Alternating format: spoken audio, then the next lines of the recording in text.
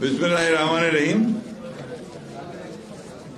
জাগপা আয়োজিত আজকের এই সভার সংগ্রামী সভাপতি, যিনি জাগপার প্রতিষ্ঠা লগ্ন হতে জাগপার সঙ্গে আছেন এবং প্রতিটি গণতান্ত্রিক আন্দোলনে যিনি অংশগ্রহণ করেছেন, খন্দকার লুৎফর রহমান, আমাদের মাঝে আজকে এখানে উপস্থিত আছেন বাংলাদেশের আরেকজন বর্ষিয়ান জননেতা, যিনি তার সারা জীবন জনগণের কল্যাণের জন্য, সমাজের পরিবর্তনের জন্য কাজ করেছেন। আমার নেতা ছাত্র জীবনের এবং 69-এর গণ অভ্যুত্থানের অন্যতম নেতা, এমপি মন্ত্রী জনাব মোস্তফা জামাল হায়দার উপস্থিত আছেন। আপনাদের অত্যন্ত প্রিয় নেতা, যিনি সকলের কাছে পরিচিত, একজন 90-এর ছাত্র অভ্যুত্থানের অন্যতম নায়ক এবং সাবেক এমপি মন্ত্রী জনাব আমানুল্লাহ আমান সহ আমাদের এখানে উপস্থিত আছেন আমাদের 12 দলীয় সমমনা জোটের সমন্বয়ক ডক্টর ফরহাদ এবং জাতীয় নেতৃবৃন্দ, সুধীবৃন্দ, আসসালামু আলাইকুম। আসলে এই ধরনের সভাগুলো অনেকটা ফরমাইশি হয়ে যায়। এখানে আমি মনে করি যে আপনার সুনির্দিষ্ট বিষয়ের উপরে আলোচনা করতে পারলে সে আলোচনাটা ফলপ্রসূ হয়। আর অনেক বক্তা থাকলে কোন বক্তারই বক্তব্য কেউ শুনতে চায় না, যার ফলে এই সভাগুলো ঠিক সেইভাবে আপনার গুরুত্ব পায় না। যাই হোক, আমি আশা করব যে আমাদের নেতৃবৃন্দ ভবিষ্যতে এই বিষয়গুলোর দিকে একটু নজর রাখবেন, যে শুধু কয়েকজন লোককে দাঁড় করে দিয়ে বক্তৃতা করার নেতাকে ব্যাপার না, ব্যাপারটা হচ্ছে এটা পৌঁছাতে হবে জনগণের কাছে, সকলের কাছে। যাই হোক, আমি ধন্যবাদ জানাতে চাই যে তিনি এই সভাটি আয়োজন করেছেন। সেই সঙ্গে জাগপার প্রতিষ্ঠাতা শফিউল আলম প্রধান, তাকে আমি স্মরণ করছি এই জন্যে যে শফিউল আলম প্রধান একজন অকুতভয়, স্পষ্টবাদী, একজন 100% দেশপ্রেমিক একজন রাজনীতিবিদ ছিলেন। তার এই অকালে চলে যাওয়াটা এটা আমাদের জন্য খুব ক্ষতির কারণ হয়েছে। প্রকৃতপক্ষে বাংলাদেশে যে সমস্ত নেতা যারা বাংলাদেশের স্বাধীনতা সার্বভৌমত্ব রক্ষার ক্ষেত্রে সবচেয়ে বড় ভূমিকা পালন করেছেন অতীতে, তাদেরকে আমরা অনেককেই আজকে হারিয়েছি। প্রিয় বন্ধুগণ, আজকে আলোচনার যে বিষয়বস্তু হয়েছে এটা অনেক বিশাল বিশাল আলোচনার বিষয়বস্তু, যেটা আলোচনা করতে অনেক সময় প্রয়োজন। তবে এইটুকু আমি বলতে পারি যে বর্তমান প্রেক্ষিতে শহীদ প্রেসিডেন্ট জিয়াউর রহমানের নামটা অত্যন্ত প্রাসঙ্গিক। কারণ শহীদ প্রেসিডেন্ট জিয়াউর রহমান সেই সময়ই আমাদের সামনে এসেছিলেন যখন এই জাতির সবচেয়ে দুঃসময় ছিল।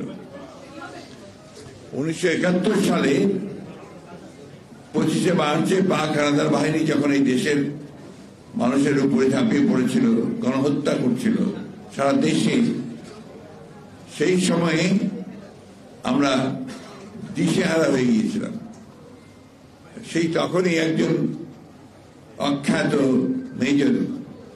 মেজর জিয়া, যার কণ্ঠ, যার গলা আমাদের সমস্ত বাংলাদেশে ছড়িয়ে পড়েছিল, আপনার একেবারে ইথারে ইথারে মানুষকে অনুপ্রাণিত করেছিল। তার যে বক্তব্যটা ছিল সেটা হচ্ছে যে বাংলাদেশের স্বাধীনতা ঘোষণা করা, পাক হানাদার বাহিনীর বিরুদ্ধে যুদ্ধে অবতীর্ণ হওয়া এবং সংগ্রাম করা, লড়াই করা, যুদ্ধ করা মুক্তির জন্য। এইটাই শুরু হয়েছিল আপনার আমাদের সেই বাংলাদেশের স্বাধীনতা যুদ্ধ। এই কথা অস্বীকার করার কোনো উপায় নেই। যদিও বিগত বছরগুলোতে প্রচেষ্টা করা হয়েছে এই স্বাধীনতার যে মহান ঘোষক শহীদ প্রেসিডেন্ট জিয়াউর রহমানের নাম মুছে ফেলবার, ইতিহাসের কি অমোঘ বিধান দেখুন। যারা চেষ্টা করেছে মুছে দিয়েছে জিয়া রহমানের নাম বিভিন্ন জায়গা থেকে, সেখানে প্রতিস্থাপন করেছে তাদের নেতার মূর্তি অথবা নাম, আজকে জনগণই সেটাকে তুলে ফেলে দিয়ে এখন আবার দেখবেন যে সেই জিয়া রহমানের নাম তাদের হৃদয়ের মধ্যে পতিত হয়ে গেছে। এই জুলাই বিপ্লব যেটাকে বলা হচ্ছে, এটা আসলে বাংলাদেশের জাতির সামনে আমি মনে করি একটা নতুন সম্ভাবনার দ্বার উন্মোচন করেছে। এই জুলাই বিপ্লবের মধ্য দিয়ে যে পরিবর্তনটি শুরু হয়েছে, ফ্যাসিস্ট হাসিনা যে পালিয়ে গেছেন এবং আওয়ামী লীগের যে পতন হয়েছে, ফ্যাসিবাদের যে পতন হয়েছে, এটা বাংলাদেশকে নতুন করে নির্মাণ করবার, গড়ে তুলবার একটা অভূতপূর্ব একটা সুযোগ আমাদের সামনে এনে দিয়েছে। আমরা ছাত্র যারা আন্দোলন করেছেন, কোটা বিরোধী আন্দোলন থেকে শুরু করে পরবর্তীকালের যে এক দফা দাবিতে তারা যে আন্দোলন করেছেন সরকারের পতনের, এটাকে আমরা সবসময় স্বাগত জানিয়েছি। আমরা সেই আন্দোলনে সম্পৃক্ত থেকেছি এবং আমরা যে কথাটা বারবার বলতে চেয়েছি এটি সত্য যে আমরা 15 বছর ধরে কিন্তু এই সংগ্রামে আছি। ফ্যাসিবাদের বিরুদ্ধে আমাদের লড়াই শুরু হয়েছে প্রকৃতপক্ষে 2009 সাল থেকে, এবং সেই লড়াই আমরা যারা দেশপ্রেমিক রাজনৈতিক দলগুলো আছি, আমরা সবাই একসাথে হয়ে একজোট হয়ে এই লড়াইগুলো আমরা শুরু করেছি। আমি দীর্ঘ আলোচনা যাব না, আমি শুধু আপনাদেরকে এইটুকু বলতে চাই যে ফ্যাসিবাদী আওয়ামী লীগ তারা অত্যন্ত সুপরিকল্পিত হবে, সচেতন ভাবে বাংলাদেশের গণতন্ত্রকে দ্বিতীয়বার হত্যা করে তাকে একদলীয় শাসন ব্যবস্থা প্রবর্তন করতে চেয়েছিল। আমাদের মধ্যে অনেকেই আপনার কতগুলো জায়গায় আমরা ভুলে যাই যে আওয়ামী লীগ হচ্ছে সেই আওয়ামী লীগ যার নেতা ছিলেন শেখ মুজিবুর রহমান, যিনি 1971 সালের আগে পর্যন্ত আমাদের কাছে অবিসংবাদী নেতা ছিলেন এবং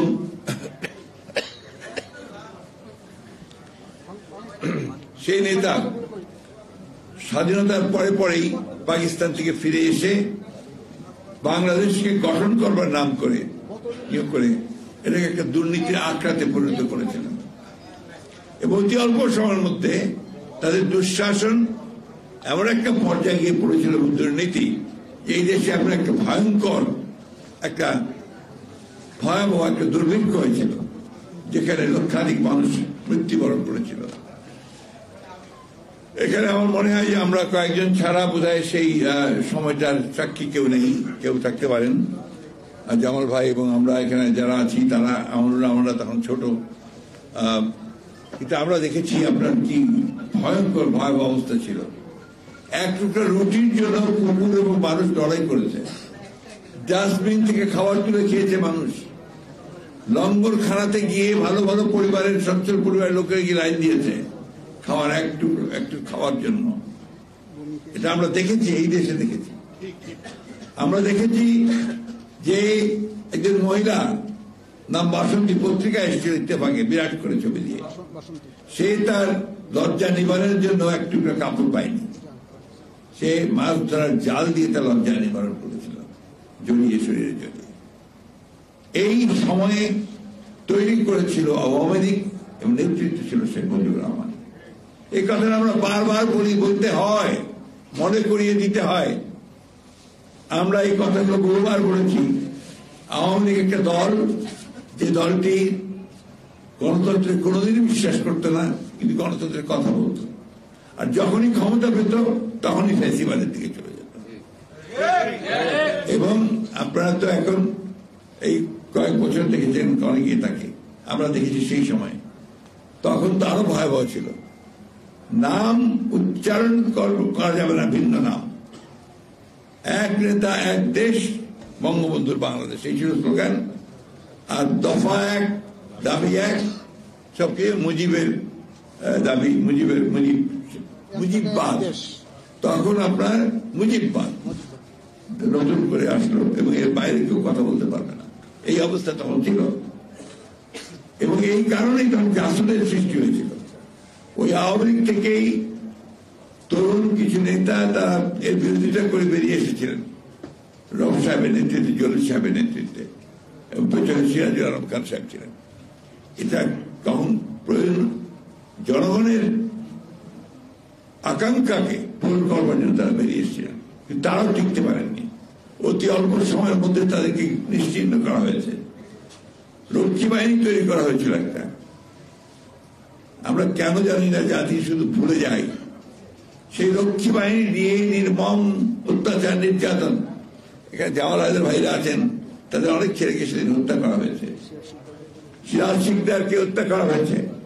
এই যে আপনার গুম করে হত্যা করা অথবা আপনার বিনা বিচারে হত্যা করা, এই শেখ মুজিবের আমলেই শুরু হয়েছে। এই কথা অস্বীকার করার কোনো উপায় নেই। আজকে এই যে আওয়ামী লীগ, তারই আপনার সেই সময়টারই তারা প্রতিনিধিত্ব করছে। পরের আওয়ামী লীগ আসে, আপনারা লিখেছেন, আমরা 12 সাল থেকে লড়াই শুরু করেছি, সংগ্রাম শুরু করেছি। আমরা একটার পর একটা আন্দোলন করেছি, মুভমেন্ট করেছি, এবং সব শেষে আমরা সমস্ত রাজনৈতিক দলগুলো মিলে, দেশপ্রেমিক দলগুলো মিলে আমরা যুগপৎ আন্দোলন করার সিদ্ধান্ত নিয়েছি। আমরা জোট ভেঙে দিয়েছিলাম, কিন্তু আমরা যুগপৎ আন্দোলন আমরা শুরু করেছি। এবং সেই এরও আগের একটু বলতে চাই, কারণ এখন সংস্কার নিয়ে অনেক কথা হচ্ছে। 2016 সালে দেশনেত্রী বেগম খালেদা জিয়া তিনি প্রেস কনফারেন্স করে, এবং মনে আছে ওয়েস্টিনের প্রেস কনফারেন্স হয়েছিল, সেই ওয়েস্টের প্রেস কনফারেন্স করে তিনি ভিশন 2030 একটা ডকুমেন্ট দিয়েছিলেন, এবং সেখানে সংস্কারের কথা পরিষ্কার করে বলা ছিল। সেখানেই বলা ছিল, প্রস্তাবটা দেওয়া হয়েছিল যে প্রধানমন্ত্রী এবং রাষ্ট্রপতির যে ক্ষমতা, সেই ক্ষমতার ভারসাম্য আনতে হবে। একই ব্যক্তিকে অতিরিক্ত ক্ষমতা দেওয়া যাবে না, এবং একই ব্যক্তি পরপর 2 বারের বেশি প্রধানমন্ত্রী হতে পারবেন না, এবং দ্বিকক্ষ বিশিষ্ট পার্লামেন্ট, এটাও কিন্তু 2016তেই ওই ভিশন 2030-তে দেওয়া হয়েছিল। বেগম খালেদা জিয়া জাতির সামনে প্রস্তাব দিয়েছিলেন। আরো অনেকগুলো বিষয় ছিল। এবারও আমরা সমস্ত দলগুলো প্রায় 2 বছর আমরা আপনার কাজ করেছি, পরস্পরের যোগাযোগ করেছি, করে 2022 সালে, এটা বোধহয় ওয়েস্টে নেই, আমাদের ভারপ্রাপ্ত চেয়ারম্যান তারেক রহমান প্রথম আপনার 31 দফা সংস্কারের কর্মসূচি তিনি দিয়েছিলেন। এটা নিশ্চয়ই আমাদের সাংবাদিক ভাইদের মনে আছে, আপনাদের মনে থাকার কথা। সেই 31 দফা নিয়ে আমরা কাজ করেছি। আমরা শুধু দফাটাকে প্রকাশ করে ক্ষান্ত হইনি, আমরা সারা বাংলাদেশ জুড়ে এই সংস্কারের কথা নিয়ে আমরা সভা করেছি, আলোচনা করেছি। আমরা মানুষকে বোঝানোর চেষ্টা করেছি যে আমাদের সংস্কার দরকার। তার মধ্যে প্রধান বিষয়গুলো ছিল এগুলোই, যে আপনার প্রধানমন্ত্রী আর রাষ্ট্রপতির ক্ষমতা ভারসাম্য, একই ব্যক্তি পরপর 2 বারের বেশি প্রধানমন্ত্রী না হওয়া, আপনার এই দ্বিকক্ষ বিশিষ্ট পার্লামেন্ট, জুডিশিয়ারি নষ্ট হয়ে গিয়েছে, সেই জুডিশিয়ারিকে ঠিক করার জন্য judicial commission, election commission, election নির্বাচন ব্যবস্থা ধ্বংস হয়ে গিয়েছে, তার জন্য ইলেকশন কমিশন, এগুলো আমরা প্রস্তাব ছিল আমাদের সেই দফাতে।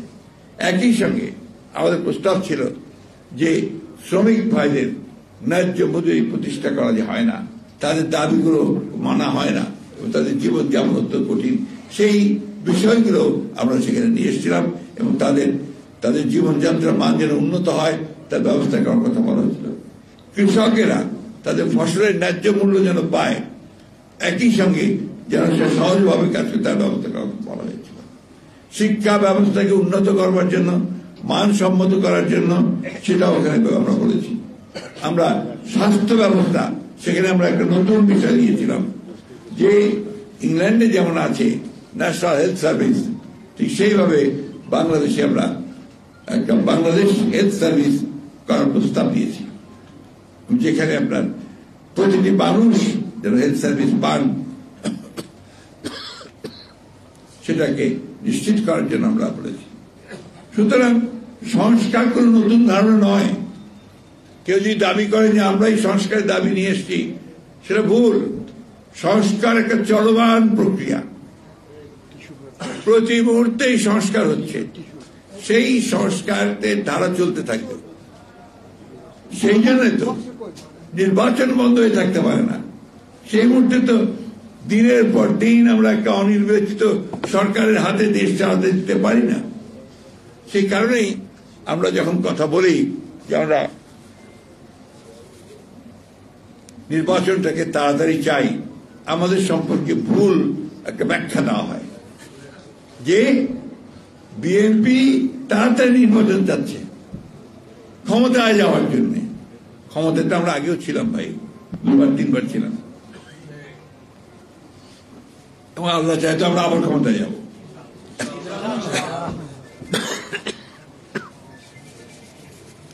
কিন্তু ক্ষমতার জন্য আমরা রাজনীতি করিনি। আমি এখন স্পষ্টভাবে আরো বলতে চাই, এই সংস্কার প্রক্রিয়া শুরু করেছেন শহীদ প্রেসিডেন্ট জিয়াউর রহমান। একদলীয় শাসন ব্যবস্থা বাকশাল করেছিল আওয়ামী লীগ, সেখান থেকে তিনি বের করে নিয়ে এসেছেন বহুদলীয় গণতন্ত্র, মাল্টি পার্টি সিস্টেম। সেখান থেকে তিনি প্রেসিডেন্ট সিস্টেম গভর্নমেন্ট নিয়ে এসেছেন। আজকে যে সাংবাদিক ভাইরা এতগুলো দেখেন চ্যানেল, এই সব পত্রিকা, অনলাইন পত্রিকা, সবাই কাজ করছেন সুন্দর করে, মন করে লিখছেন। আওয়ামী লীগের আমলে, শেখ মুজিবের আমলে কারো ক্ষমতা ছিল না কিছু আগে। ইট ওয়াজ ব্যান্ড, পার্লামেন্টে আইন করে বন্ধ করে দিয়েছিল। মাত্র 4টা পত্রিকা চলবে, সেই পত্রিকাগুলো ছিল আপনার 4টা, ইত্তেফাক 4টা, এবং সেটাও সরকার চালাবে। আমাদের অসংখ্য সাংবাদিক ভাই সেদিন বেকার হয়ে গিয়েছিলেন। অনেকে আপনার এই বাইতুল মুকাররমে ফল বিক্রি করত, এগুলো সত্য কথা, টুপি বিক্রি করত। এখানে অনেকে আছেন পুরনো কেউ, তারা ওটা বলতে পারবেন। এই একটা করুণ অবস্থা চলে গেছিল। One party, one man one party. সেখান থেকে বের করে নিয়ে এসে Ziaur Rahman multi party system দিয়েছেন, বহুদলীয় গণতন্ত্র দিয়েছেন, এবং ওপেন পলিটিক্স সবাই করতে পারবে, এবং যে কথা বলা দরকার সেই কথা বলতে পারবে। বাক স্বাধীনতাকে তিনি প্রতিষ্ঠিত করেছিলেন। অর্থনীতিতে তিনি একটা বদ্ধ অর্থনীতি, যেটা ছিল সমাজতান্ত্রিক অর্থনীতি, ভ্রান্ত ধারণা নিয়ে, সেখান থেকে তিনি এটাকে মুক্ত বাজার অর্থনীতি করেছিলেন। অর্থাৎ সবাই, যারাই পারবে তারাই আপনার বিনিয়োগ করতে পারবে, তারাই ব্যবসা করতে পারবে, কলকারখানা তৈরি করতে পারবে, এবং স্বাধীনভাবে, কমেন্ট করেন না, বেয়াদবি করেন না,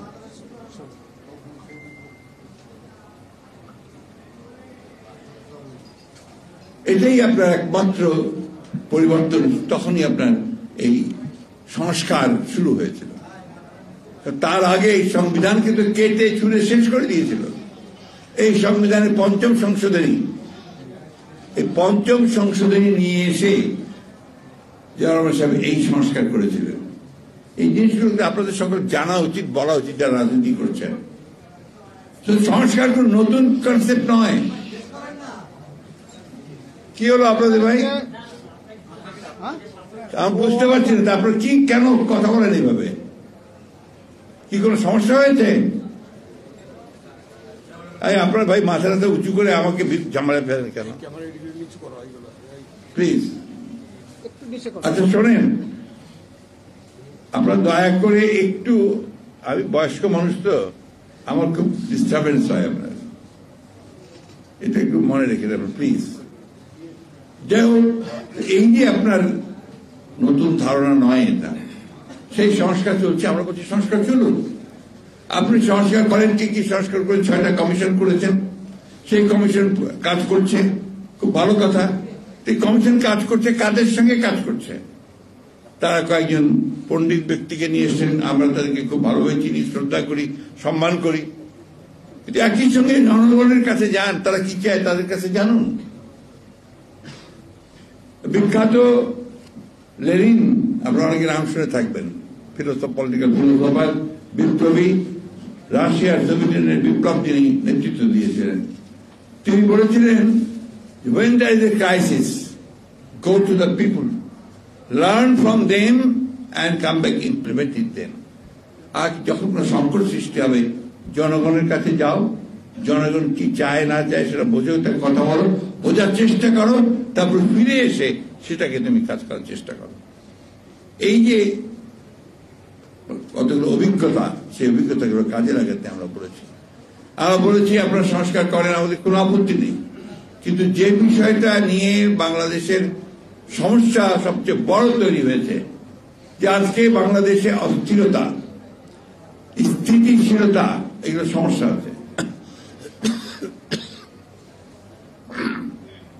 এই সমস্যাগুলো অনেক কমে যাবে যদি একটা নির্বাচিত সরকার থাকে, কারণ নির্বাচিত সরকারের শক্তিটা অন্য, সেটা যদি জনগণ তার পেছনে থাকে। এই কথাটা আমাদের সবসময় মনে রাখতে হবে।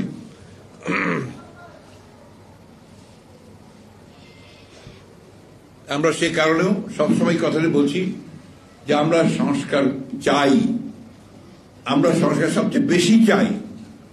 একই সঙ্গে আমরা এটাও চাই যে দীর্ঘকাল অনির্বাচিত সরকারের হাতে ক্ষমতা থাকা উচিত নয়। আজকে দেখুন দেশের সংকট বাড়ছে তো বাড়ছেই, সবচেয়ে বড় সংকট হয়েছে সাধারণ মানুষের। চালের দাম এমন ভাবে বেড়েছে যে সাধারণ মানুষের পক্ষে এখন চাল কেনাও অসম্ভব হয়ে যাচ্ছে। চাল, ডাল, তেল, লবণ, ডিম, মাছ, মুরগি, প্রত্যেকটার দাম বেড়ে গেছে। সাধারণ মানুষের জীবন এখন অতিষ্ঠ হয়ে গেছে। এটার দিকে কিন্তু তাদের কোনো খেয়াল নেই, কোনো কমানোর দিকেও তারা কাজ করছে না। কিছু বলে যায় এত তাড়াতাড়ি তো সব সম্ভব না। আরে আমরা যেটা সঙ্গে আমরা তো উদ্যোগটা দেখতে চাই, কি কি ব্যবস্থা নিচ্ছে সেটা দেখতে চাই। আমরা তো দেখলাম না যে ওনাদের বড় বড় যারা উপদেষ্টা আছেন বা দায়িত্বপ্রাপ্ত যারা আছেন তারা গিয়ে বাজারের মধ্যে, মাঠের মধ্যে গিয়ে তারা জিজ্ঞাসা করছেন, মানুষকে বোঝার চেষ্টা করছেন যে সমস্যাটা কোথায়। তা না করে অনেকেই তারা আবার এই রাজনীতির মধ্যে জড়িয়ে পড়েছেন, বিভিন্নভাবে রাজনৈতিক উক্তি করেন, কমেন্ট করেন, এমনকি রাজনৈতিক দলগুলোর প্রতি পর্যন্ত তারা কটাক্ষ করেন। এটা সঠিক নয়, এটা হওয়া উচিত নয়। আপনাদের সবসময় মনে রাখতে হবে যে আপনারা হচ্ছেন অন্তর্বর্তীকালীন সরকার। আপনাদের মূল দায়িত্ব হচ্ছে সংস্কার করতে চান, সংস্কার করবেন, সেই সঙ্গে একটা নির্বাচন করবেন যে নির্বাচনটা সকলের কাছে গ্রহণযোগ্য হবে। এটাই হচ্ছে এক প্রধান কাজ করে নির্বাচিত সরকারের হাতে ক্ষমতা হস্তান্তর করতে হবে। রাজনৈতিক দলগুলো আপনার প্রতিপক্ষ নয়, রাজনৈতিক দলগুলো আপনাদের সহযোগিতা করছে, সহযোগিতা করেই চলেছে। আপনারা এই রাজনৈতিক দলগুলোর সঙ্গে কোনো কথাবার্তা বলছেন না, সহযোগিতা ওইভাবে করছেন না। আমি কথাটা এই জন্য বললাম যে এটাই হচ্ছে কিন্তু সবচেয়ে ভালো পথ, যেখানে আপনার জনগণের সঙ্গে এই সরকারের একটা আরো ঘনিষ্ঠতা সৃষ্টি হবে। আমি কথা বাড়াবো না, শুধু এইটুকু বলতে চাই যে আজকে এই সবার মধ্য দিয়ে জনগণের কাছে আমি এই আহ্বান জানাতে চাই যে আমরা যেন অস্থির না হই, আমরা যেন হতাশ না হই। আমরা আশা করি, এখনো আমাদের আশা সেইভাবে আছেই এই সরকারের প্রতি, অন্তর্বর্তী ডক্টর ইউনূসের সরকারের প্রতি, যে তারা অতি শীঘ্র যতটা সম্ভব তাড়াতাড়ি করে তারা প্রয়োজনীয় যে সংস্কার করা প্রয়োজন, নির্বাচন কমিশন, আইন শৃঙ্খলা বাহিনী, জুডিশিয়ারি, অর্থনীতির ব্যাপারগুলো তারা দেখে তারা দ্রুত একটা গ্রহণযোগ্য নির্বাচনের ব্যবস্থা করবেন। এখন দেখলাম যে আজকে পত্রিকায় দেখলাম যে আপনার আমাদের প্রফেসর ইউনূস নতুন একটি প্রস্তাব দিয়েছেন। সে প্রস্তাব হচ্ছে 17 বছর হবে আপনার ভোটার তারিখ হওয়ার জন্য আপনার ন্যূনতম বয়স। এখন তাহলে কি করতে হবে, আবার নতুন করে আপনার ভোটার তালিকা তৈরি করতে হবে। এই জিনিসটা তো কনসেনসাস না। আপনি you are the chief executive, আপনি প্রথমেই বলে দিচ্ছেন যে 17 বছর হলে ভালো। আপনি যখন বলছেন then it becomes a binding on the election commission, যেটা আপনি ইলেকশনের জন্য যারা ঠিক করবে, এটা ইলেকশন কমিশনকে ছেড়ে দিন, লেট দেম ডিসাইড। 18 বছর তো আছে, সকলের কাছে গ্রহণযোগ্য আছে।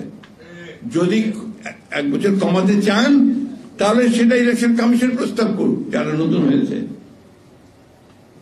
রাজনৈতিক দলগুলোর সঙ্গে কথা বলেন। উনি যখন প্রথমেই বলে দেন দ্যাট বিকামস বাইন্ডিং, ওটা কিন্তু একটা চাপ পড়ে যায় কমিশনের উপরে।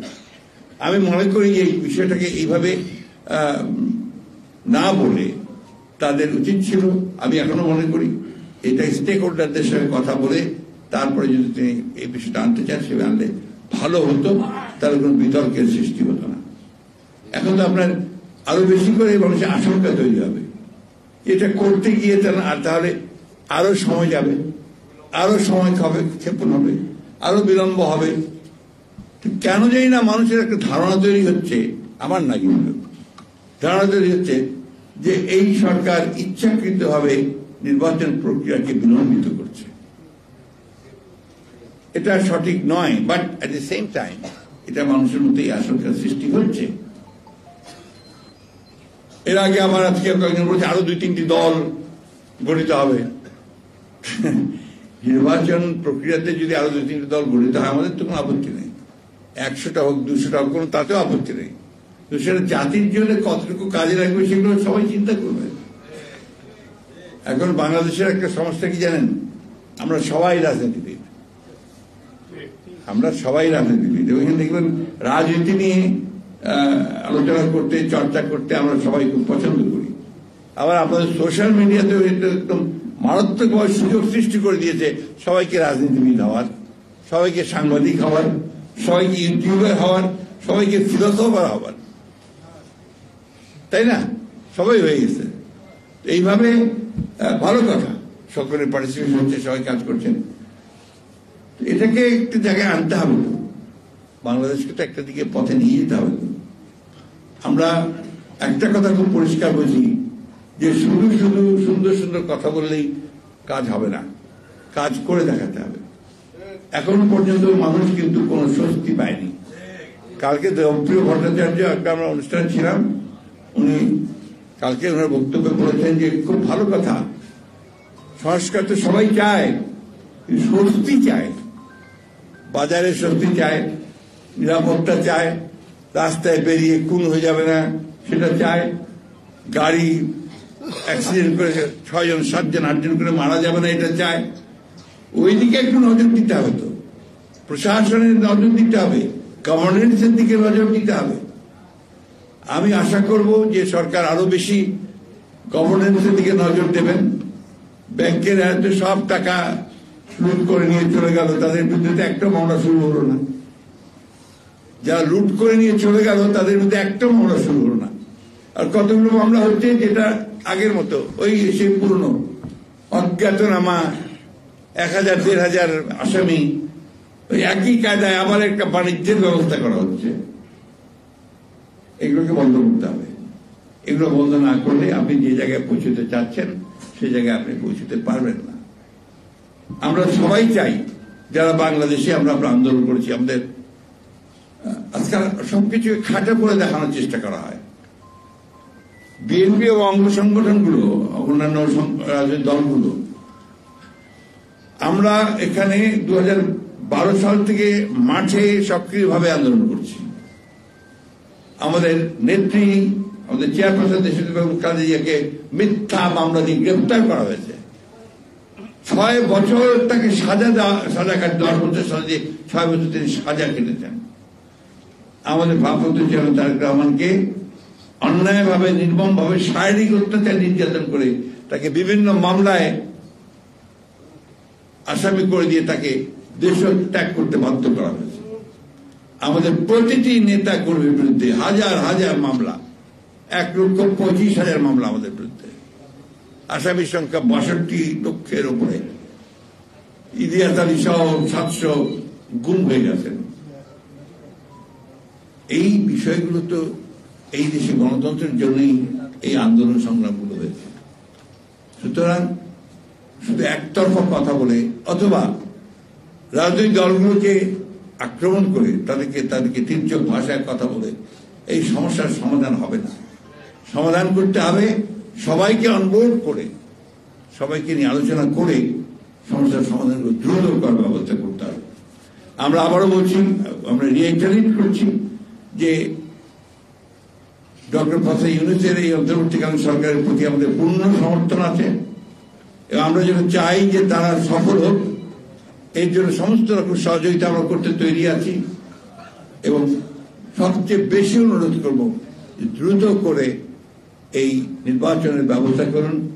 তার এই সমস্যাগুলো, সংকটগুলো আরো বাড়তেই থাকবে এবং আমাদের এই যে স্বাধীনতার সার্বভৌমত্ব বলেন, বর্ডার সমস্যা বলেন, আপনার এই যে সাবোটাজ করার যে সমস্ত ঘটনাটি ঘটছে, এই ঘটনাগুলো কিন্তু কমানো যাবে না।